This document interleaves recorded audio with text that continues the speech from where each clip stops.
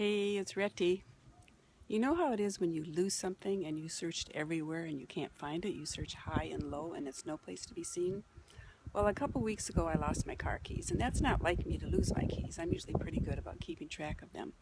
I searched everywhere, the floor of my car, floor of the garage. I dug in the snow between my drive and the house, searched everywhere in the house. They were just nowhere.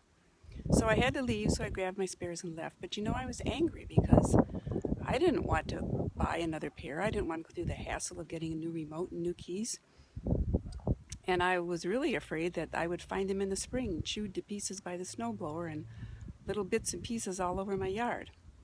So I let it go, but I didn't give up. I decided I was going to find those keys. I believed and I prayed for those keys.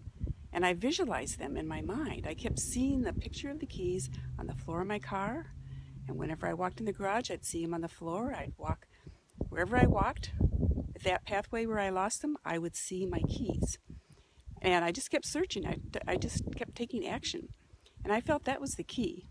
But you know what? Then a few days later, I was shoveling a little snow in front of my house, and I happened to glance up, and there is a cedar bush between my neighbor and myself.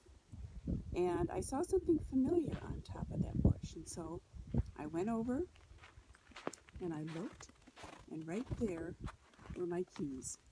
Right there on top of that bush. I couldn't believe it.